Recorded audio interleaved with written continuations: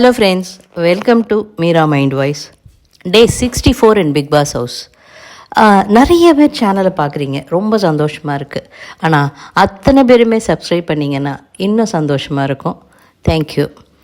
இன்றைக்கி பார்த்தோன்னாக்க நேற்றுக்கு நைட்டு ஆக்சுவலாக பிரஜின் கிளம்பினதில் சாண்ட்ரா ரொம்ப அப்செட்டாக இருக்காங்க. திவ்யா வந்து சாண்ட்ரா கிட்ட இந்த உன்னோட ட்ரெஸ் எல்லாம் எடுத்து இதில் வச்சிடவான்னு கேட்க, எல்லாத்தையும் அப்படியே போட்டுரு நான் எடுத்துக்கிறேன் அப்படிங்கிறாங்க. ஒரு காரணமே இல்லாமல் திவ்யா கிட்ட ரொம்ப கோவப்படுறாங்க. உடனே பயங்கர கத்தல், ஸ்டாப் இட் அப்படி இப்படின்னுட்டு. அவள் திவ்யா நார்மலாக அவங்க ஆனால் பாரு கிட்ட மற்றவங்க கிட்ட நார்மலாக பேசுகிறாங்க. சபரி வந்து அவங்க வேறு மூடில் இருக்காங்க, வா என்ன மூடு சபரி, என்ன வேறு இது சொல்லுன்னு சபரிக்கிட்டேயும் ஒரு கற்றுறாங்க. ஸோ ஒரு மாதிரியான she is not comfortable with Divya. திரும்ப பார்த்தோன்னா நைட்டு வந்து பார்வதிகிட்ட பேசிகிட்ருக்காங்க. மறுநாள் நைட்டு அவர் வந்து திவ்யாவுக்கு ரொம்ப கேர் பண்ணினார், அதனால தான் அவர் போயிருப்பாரோ அப்படிங்கிற மாதிரியான ஒரு சந்தேகம் சாண்ட்ராக்கு இருக்குது. நம்ம நினச்சோம் வினோத் கூட சண்டை போடும்போது பயங்கர கேஸாக இருந்தது, அதில் ஏதாவது வார்த்தை விட்டுருப்பாரோ அதனால் அனுப்பிச்சாங்களோன்னு நினச்சோம். ஆனால் இவங்க வேறு ட்ராக்கு போயிட்டாங்க. பிரஜினியும் சாண்ட்ராவையும் இணைத்து சந்தேகப்படுறாங்க. தேவையில்லாத சந்தேகம். இதை தான் சொன்னாங்க வரும்போதே, புருஷன் பொண்டாட்டியை பிரித்து விட்டு அனுப்பிடுவாங்க அப்படிங்கிற மாதிரி. மார்னிங் சாங்கு, அதுக்கப்புறம் கனி சபரி வியனா வந்து எக்ஸசைஸ் பண்ணிகிட்டு இருக்க, வினோத் காமெடி நல்லா இருந்தது, சிரிக்கிற மாதிரி இருந்தது. அப்படியே பறந்தே வெளில போயிடலான்னு ட்ரை பண்ணுறாங்க பார் அப்படி இப்படின்லாம் சொல்லிகிட்டு இருந்தார். அடுத்தது அமித் வந்து வியனா வினோத் கிட்ட பேசிகிட்டு இருக்காங்க. ஆதிரை வந்து கிச்சனில் சபரி வேலையே செய்யலைன்னு சொன்னான். எல்லாருக்கும் இந்த வாரம் வேணுமோ சபரி மேலே பயங்கர கோபமாக இருக்குது. கிச்சன்லேயும் வேலை செய்யலைங்கிறாங்க, டாஸ்க்லேயும் எதுவும் பண்ணல அப்படிங்கிறாங்க. ஆமாம், அவர் கேரக்டராக இருந்து நம்மளுமே பெருசாக பார்க்கல, ஏதோ குகைன்னு சொன்னாங்க. ஆனால் நம்ம குகையை பார்க்கவே இல்லை, நமக்கு ஒன்றாரில் காட்டலை அதை. அடுத்தது நம்ம அவன் வேலை செய்யலைன்னு சொன்னால் சபரிக்கு சப்போர்ட்டாக வரா. என்ன சார் எங்கள் எல்லாரையும் கூட்டிட்டு கிச்சனில் வாக் பண்ணிகிட்ருக்கீங்கன்னு கேட்குறா. ஒரு மாதிரி தான் அவள் பேசுகிறா அப்படிங்கிற மாதிரி. அடுத்தது அரோரா வந்து கிச்சனில் பால் சாப்பிட வந்தாங்கங்க. அந்த இடத்துல ஏதோ ஒரு சாப்பாடு மூடி வச்சுருந்தோடனே இதில் ஃபங்கஸ் வருது அப்படின்னு நார்மல் டோனில் தாங்க சொல்லிட்டு கிளம்பினாங்க. பாத்திரம் தேய்ச்சிட்டு இருந்த கமருதீன் என்ன பண்ணார், இது வரைக்கும் 10 வாரம் ஆச்சு நீ கிச்சன் டீம் பக்கமே வந்ததில்லை, இந்த வாரம் யார் கேப்டனாக வரீங்கோ இவளை கிச்சன் டீமில் போடுங்க அப்படின்னு சொன்னோடனே அவங்களும் ஒன்றும் சொல்லலை. ஓகே யார் வரீங்களோ கேட்டுக்கங்க, ஆனால் கமருதீன் சொன்னதை மட்டும் கேட்டு போட்டுறாதீங்க அப்படிங்கிற மாதிரி கமெண்ட் சொல்லிட்டு வந்துடுறாங்க. ஆனால் சும்மா இல்லாமல் உங்களால், அதாவது இந்த 10 வாரமும் என்னையும் பார்வதியும் வச்சு தான் நீ மேலே வந்திருக்க அப்படிங்கிற மாதிரி சொல்ல, உங்களையும் பார்வதியும் வச்சா நான் மேலே வந்தேன் அப்படின்னு அவங்க கேட்க, உன்னால தான் பிரவீன்ராஜ் போனான்னு ஆரம்பித்தார். அடுத்தது துஷாரை எல்லாரையும் அனுப்பிச்சேங்கிற மாதிரி சண்டை போட ஆரம்பிக்க, இவங்க துஷார்னு துஷார் பேரை எடுக்காத, அதை எடுத்தாலே நான் எமோஷன் ஆகிடுவேன்னு தெரியாதான்னு இவங்க அவர் அது வேறு எங்கேயோ ட்ராவல் பண்ணி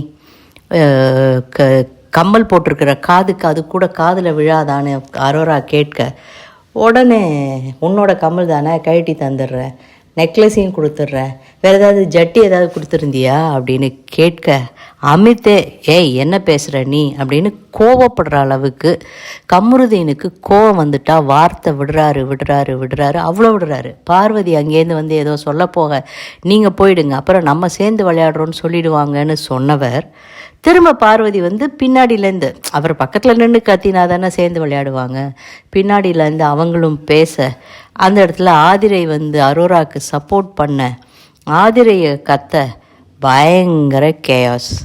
இது முடிஞ்ச உடனே அரோரா என்ன பண்ணுறாங்க, வெளியில் போய் விக்ரம் கிட்ட உட்காந்து பேசிகிட்டு இருக்காங்க. விக்ரம் சொல்கிறாரு, இது வந்து ரொம்ப சீப் பிஹேவியர், அவன் சொல்லிட்டான் கண்டஸ்டண்ட்டாக பேசுகிறேன்னுட்டு, அதுக்கப்புறம் ஒன்றுமே பண்ண முடியாது, உன்னோட எமோஷன் என்னன்னு தெரிஞ்சு அதில் தான் அடிப்பாங்க, அதை தாங்கிக்கிட்டு நீ விளையாடி தான் ஆகணுங்கிற மாதிரி அவர் பேசிகிட்ருக்காரு. இந்த அம்மா என்ன பண்ணியிருக்காங்க, நமக்கு வந்து 1 ஹவரில் காமிக்கல, ஆனால் 24/7 பார்த்தேன். அவருங்க வந்து இதில் உட்காந்து பேசிகிட்டு இருக்காங்க கன்ஃபெஷன் ரூமில். வேறு யாரோ எதுக்காகவோ கன்ஃபெஷன் ரூம் போயிட்டு திரும்பினப்போ சத்தம் போடாமல் கதவை திறந்துட்டு உள்ளே போயிட்டாங்க. உள்ளே போய் சோஃபாவில் உட்காந்து தூங்கியிருக்காங்க லிட்ரலாக. பிக் பாஸ்னு கூப்பிட்டு பிக் பாஸ் வந்து கேட்டார், நான் போய் குளிக்க வேணாமா, சாப்பிட வேணாமா, எதுவுமே பண்ண வேணாமா, எப்போ பாரு நான் இங்கேயே உட்காந்துட்டு இருக்க முடியுமான்னுட்டு, சரி சொல்லுங்கன்னுட்டு ரொம்ப அழகாக அந்த பொண்ணுக்கு அட்வைஸ் பண்ணினார். அவங்க வந்து போனதுனால உனக்கு மனசில் ஒரு கில்ட் இருக்குது, துஷார் போனதுக்கு தானும் ஒரு காரணமாக இருப்போமோன்னுட்டு. ஆனால் அவனும் எதுவுமே பண்ணல, நீயும் எதுவுமே பண்ணலை. அவங்க எல்லாருக்குமே சான்ஸ் கொடுத்தோம். நீ அதை பிடிச்சிக்கிட்டு உன்னை மாற்றிக்கிட்ட. அவனுக்கு அதுக்கான டைம் இல்லை, அவனை மாற்றுறதுக்கு அவன் வெளியில் போயிட்டான். இன்னொரு அனலைசேஷனும் சொல்கிறாங்கங்க. அதாவது யாரெல்லாம் சரி நம்ம விளையாடணும்னு தன்னை மாற்றிக்கிட்டு விளையாடுறாங்களோ அவங்க வெளியில் போயிடுறாங்க அப்படிங்கிற மாதிரி. பிகாஸ் பிரவீன்ராஜன் ரொம்ப நல்லா பண்ணார் அந்த வாரம், அவரை வெளில அனுப்பிச்சிட்டாங்க. அந்த வாரம் தான் துஷார் வந்து ஓப்பன் அப் ஆகி கொஞ்சம் விளையாடணும்னு ஆரம்பித்தான், வெளில அனுப்பிச்சிட்டாங்க. அதே மாதிரி ஆதிரை நல்லா தான் விளையாடிட்டு இருந்தாங்க. இப்போ பிரஜன் 2 வாரமாக நல்லா விளையாடினார், அவரை வெளில அனுப்பிச்சிட்டாங்க. ஸோ ஓப்பன் அப் ஆகி விளையாட ஆரம்பித்தாங்கன்னா இவன் ஏதோ பண்ணுறான்டான்னு வெளில அனுப்பிச்சிடுறாங்களா தெரியல. நல்லா அட்வைஸ் பண்ணி ரொம்ப நல்லா பேசி அவங்கள கன்சோல் பண்ணி வெளில அனுப்பிச்சது. இது சொல்லுவாங்க தெரியுமா, என்ன தான் குளிப்பாட்டி நடு வீட்டில் வச்சாலும் திரும்ப போய் எதையோ பண்ணுமான்னுட்டு. அந்த மாதிரி இந்த அரோரா பொண்ணு கமருதீன் வந்து பேசுகிறாரு, உன்னோட பேசாமல் என்னால் இருக்க முடியாதுடான்னு சொல்ல. அவர் இவ்வளோ அசிங்கமாக பேசிட்டு இப்போ வந்து உன்னோட நல்லதுக்காக தான் நான் நிற்பேன்னு உனக்கு தெரியாதான்னு வேற ஒரு கேள்வி கேட்குறாரு. சீரியஸாகவே இந்த வாரம் அரோராவுக்கு வந்து நாமினேஷன் த்ரெட் இருக்குது, அவங்க போயிடுவாங்களோ அவங்க தெரியணுங்கிறதுக்காக இவங்க அதுக்காகலாம் சண்டை போடுவாங்க காலங்கத்தால். அந்த மாதிரி ஏதாவது சண்டையாடு பார்த்தா அதுவும் கிடையாது. அவங்க இந்த வாரம் நாமினேஷன் ஃப்ரீயில் இருக்காங்க, because they were best performers. அப்படி இருந்தும் எதுக்காக இப்படி ஒரு சண்டை போட்டு இவ்வளோ வார்த்தை விட்டு நமக்கு மனசு வலிக்குது. இப்படியெல்லாம் ஒருத்தன் பேசுகிறானே, இவனை போய் இன்னும் ஷோவில் உட்காத்தி வச்சுருக்காங்களேன்னுட்டு 2 பேரும் உட்காந்து பேசிகிட்டு இருக்காங்க. அசிங்கமாக இருக்குது நமக்கு பார்க்குறதுக்கு. உடனே கமருதீன் வந்து ஆதிரை தான் உன்னை ஏற்று விடுறா, நம்ம 3 பேரும் குரூப்பாக இருந்தப்போ எவ்வளோலாம் ஃபன் பண்ணி சிரிச்சிட்டு இருந்தோம், நீங்கள் தாங்க பாருக்கிட்ட போனீங்க, பாருக்கிட்ட போனதுனால தாங்க இந்த பொண்ணு நீயே எனக்கு வேணான்னு சொன்னது. ஃப்ரெண்ட்ஷிப்பு தான் வேணும்னா நீ இவங்க கூட ஃப்ரெண்ட்ஷிப்பாக இருந்திருக்கலாம். உனக்கு 2 வேணும், அதுவும் வேணும், இந்த பொண்ணும் வேணும். ஸோ இந்த 10 வாரமாக நீ ட்ராவல் பண்ணுறது இந்த 2 பொண்ணை வச்சு தான் அப்படின்னு நமக்கு தோணுது. மக்களே புரிஞ்சுக்கோங்க, கமருதீன் வெளியில் போகிறதுக்கான நேரம் வந்து விட்டது. அடுத்தது வெளியில் கார்டன் ஏரியாவில் பார்த்தா பாரு, கமருதீன், சாண்ட்ரா, ரம்யா, அமித் எல்லாரும் பேசிகிட்ருக்காங்க. அரோராவை பற்றி, ஆதிரையை பற்றி, கிச்சன் ஏரியா பக்கமே வரலங்கிறதுலேருந்து சபரி பற்றி எல்லாரை பற்றி அங்கே உட்காந்து பயங்கர வம்பு போயிட்டுருக்கு. அதில் அமித் வந்து அப்பப்போ பாருக்கிட்ட, பாரு இது நீ சொல்கிறது தப்பு, அவர் அந்த விக்ரம் அந்த இன்டென்ஷனில் பேசலைன்னு சொல்ல இது பண்ணிவிட்டு அதை நான் ஒத்துக்கிறேன்னு. பாரு மற்றவங்கள பற்றி நல்லதாக சொன்னாலும் ஏற்றுக்கணுங்கிறாரு அமித். அவரோட இது நல்லா இருக்குது. அமித் அண்ட் திவ்யா 2 பேருமே நிறைய இடங்களில், ஃபுல்லாக சொல்ல மாட்டேன்னா நிறைய இடங்களில் பேலன்ஸ்டாகவே இருக்கிற மாதிரி தான் இருக்குது. உள்ளே வந்து விக்ரம் சொல்கிறாரு, எங்கேயுமே போக முடியலடா, அந்த பக்கம் போனால் அவங்க வம்பு பேசிகிட்டு இருக்காங்க, இங்கே போனால் இது பாட்டு பாடுறேன்னு கொல்லுது, நான் எங்கடா போவேன் இந்த வீட்டில் அப்படின்னு புலம்பிகிட்டு இருக்காரு. நல்லா இருந்தது. அடுத்தது 2 மணிக்கு கேப்டன்ஷிப் டாஸ்க்கு, பால் மேலே அப்படின்னு சொல்லிட்டு ஆக்டிவிட்டி ஏரியாவில் 7 ஜிம்பால் இருக்கும், 6 ஜிம்பால் இருக்கும். இவங்க 7 பேர். ரம்யா வந்து நானும் உண்டு 8 பேருன்னு குதிச்சுட்டு இருக்காங்க. சபரி ரொம்ப அழகாக இது பிக் பாஸ் கூப்பிட்டாரு. சபரி அழுத்திக்கிட்டு இருந்தார், எல்லாரும் அடிக்கிறாங்கடா அப்படின்னுட்டு. என்ன சபரி அடி பலமானு பிக் பாஸ் கூப்பிட்டு கேட்க, இல்லை பிக் பாஸ் இனிமேல் அடியெல்லாம் கிடையாது, இனிமேல் பதில் தான் அப்படி இப்படின்னு ரொம்ப நல்லா பேசுகிறாரு பிக் பாஸ் சபரிக்கிட்ட. அவர்கிட்ட அவர் தான் டாஸ்க்கை வாங்கிட்டு வந்தது. இது ஜட்ஜு யாருன்னு 4 பேர் நின்னாங்க. கடைசியில் எல்லாருமா சேர்ந்து ஏகோபித்தமானதாக சபரியை தேர்ந்தெடுத்தாங்க. 6 பால் இருக்கும். அதில் கண்ணை கட்டி விட்டு இவங்களை ஆக்டிவிட்டி ஏரியாவுக்குள்ளே கூட்டிகிட்டு போவாங்க. அதுலேருந்து ஒவ்வொருத்தர் தடவிட்டே போய் பாலை பிடிச்சி உட்காந்துருக்கணும். கடைசி பஸர் பெல்லு டாஸ்க்கு. கடைசி பஸர் அடிக்கும் போது யார் அந்த ஜிம்பாலில் உட்காந்துருக்காங்களோ அவங்க தான் வின்னு. ஒவ்வொருத்தராக வெளியேறுவாங்க. பால் குறைஞ்சிக்கிட்டே வரும். கடைசி பாலில் யார் இருக்காங்களோ அவங்க தான். செம்ம ஃபன்னாக இருந்ததுங்க. எல்லாருடைய ஏகோபித்த குரல் என்னென்னா, நம்ம பாரு மேடம் அந்த ஏரியா பக்கமே வரல. நெய்தர் ஜட்ஜு நார் கண்டஸ்டன்ட் ஈவன் பார்க்குறதுக்கு கூட பிக் பாஸ் உள்ளே அனுப்பலை. நான் இங்கே எல்சிடியில் போட்டு காமிக்கிறேன் பாருங்கன்ட்டார்.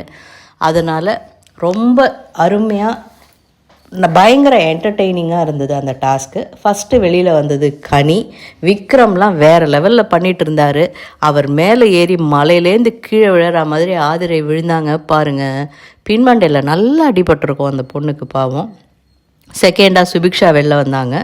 அடுத்தது அரோரா, அடுத்தது விக்ரம், திவ்யா, ஆதிரையும் அமித்தும் கடைசியில். இந்த அரோராவும் ஆதிரையும் பால் தேடுறதுக்காக அரோரா அவுட் ஆகிறதுக்கு முன்னாடி அரை மணி நேரம் தேடினாங்க. பால் அது ஒரு ஓரத்தில் இருக்குது, யாருக்குமே தெரியாது அது எங்கே இருக்குன்னுட்டு. சபரியினுடைய ஜட்ஜும் ரொம்ப நல்லா இருந்தது. யாருக்கிட்டேயும் எதுவும் சொல்லாமல் குறுக்க பூந்து அந்த பாலை தட்டி விட்டு ஏர் வேணாலும் எடுத்துக்கோன்னு சொல்லி பண்ணுற மாதிரி பண்ணாமல் நீங்களாக விளையாடுங்கன்னு விட்டு அழகாக நின்றுட்டு இருந்தார். ரொம்ப நல்லா அந்த டாஸ்க் முடிஞ்சு அமித் பிகம் த கேப்டன். அமித்திடமிருந்து நிறைய எதிர்பார்ப்பு இருக்குது. பார்ப்போம் அவர் எப்படி பண்ணுறாருன்னுட்டு. உடனே பிக் பாஸும் டாஸ்க் ரொம்ப இன்ட்ரெஸ்டிங்காக இருந்தது. தன்னிச்சையாக உங்களோட முடிவுகளை எடுங்கன்னொன்னே ரொம்ப அழகாக உள்ளே வந்து அதிக நேரமே எடுத்துக்காமல் 6 பேர் கிச்சன் டீம், 2 பேர் காய் நறுக்க வச்சுக்கோங்க, நீங்கள் ரொட்டேஷன் முறையில் பண்ணிக்கோங்க. 4 பேர் வெசல் வாஷிங்கு, மிச்சம் இருக்கிற 5 பேர்லேருந்து 2 பேர் இதுக்கு 2 பேர் அதுக்குன்னு போட்டு க்ளீனாக முடிச்சிட்டாரு. அரோரா அண்டு சபரி வந்து க்ளீனிங் டீமில் இருக்காங்க, ஹவுஸ் க்ளீனிங் டீமில். வியனாவும் இன்னொருத்தரும் பாத்ரூம் க்ளீனிங்கில், திவ்யாவும். நாங்கள் எல்லோரும் சேர்ந்து பார்த்துக்குறோம் அப்படிங்கிற மாதிரி சொல்லிவிட்டு ரொம்ப கிறிஸ்பாக முடிச்சுட்டு அவரோட ராஃப் டெயில் ஓட்டிட்டு ஹீ ஸ்டார்டட் ஹிஸ் ஒர்க். அடுத்தது எலிமினேஷன். சூப்பர் எலிமினேஷன் இந்த வாரம். அதாவது எல்லாரும் வெளியில் கார்டன் ஏரியாவில் இதுக்கு என்ட்ரன்ஸுக்கு பக்கத்தில் இருக்கிற கேமராவில் காமிச்சிட்டு 2 பேர் எழுதி தனித்தனி பேப்பரில் பேர் எழுதி கசக்கி செட்டுக்கு வெளியில் போடணும். இது முன்னாடியே நடந்தது தான். இதில் பார்த்திங்கன்னா பல காரணங்கள், பலவிதமான இது. பாரு தப்பிச்சிட்டாங்க. இதில் வந்து ரம்யாவுக்கு 7 ஓட்டு, சபரி 6, அடுத்தது எஃப்ஜே 4, கம்ருதீன் அண்ட் சாண்ட்ராக்கு 3 ஓட்டு, வியனாக்கு 4, அடுத்தது வினோத் 2 ஓட்டு. So வியனா, Sandra, Sabari, FJ, Vinod, Kamaruddin, Ramya 7 பேர் தான் இந்த வார இது நாமினேஷன். பாரு ஆக்சுவலாக 1 ஓட்டு வாங்கியிருந்தாங்க. போன வாரம்லாம் 1 ஓட்டு வாங்கினவங்களும் உள்ளே வந்தாங்க. இந்த வாரம் பிக் பாஸ் வந்து 1 ஓட்டு வாங்கினவங்கள உள்ளே கொண்டு வரல. 1 ஓட்டு வாங்கினதில் பாரு மட்டும்தான் இருந்தாங்க. உள்ளே கொண்டு வந்திருக்கலாமே பிக் பாஸ். கமருதீன் பாரு 2 பேரையும் ஜோடியாக வெளில அனுப்பிச்சிருப்போமே. நாங்கள் தப்பு பண்ணிட்டீங்க. அதுக்கு ஒரு ஆட்டம் ஆடினாங்க பாருங்கள், ஸ்வீட் எடு கொண்டாடுன்னு. நான் வரல இந்த வாரம் நாமினேஷனில், ஏன்னா மற்றவங்க எல்லோரும் தப்பிச்சிட்டாங்க. இந்த வாரம் தப்பிச்சிட்டாங்க. அடுத்த வாரம் நாமினேஷனில் வந்தாலும் இந்த 15 நாள் இவங்களுக்கெல்லாம் ஷியோர் செக்யூர்டுன்னு பயங்கரமாக பொறுமிட்டு இருந்தாங்க, வயிறெறிஞ்சிட்டு இருந்தாங்க. அவங்களுக்கும் அதே நிலைமை வந்தோன்னே ரொம்ப சந்தோஷமாகி பாரு டான்ஸ் ஆடின மொமெண்ட்டை பார்க்க முடிஞ்சுது. அடுத்தது சாண்ட்ரா ரொம்ப பெருமையாக சொல்கிறாங்க, 6 வாரம் ஆச்சு வந்து 6 வாரமாக நாமினேஷனில் இருக்கேன்னுட்டு. உடனே ரம்யா, நான் 10 வாரம் ஆச்சு 8 வாரமாக நாமினேஷனில் இருக்கேன் சக்ஸஸ்ஃபுல்லான்னுட்டு. என்ன பெருமையோ.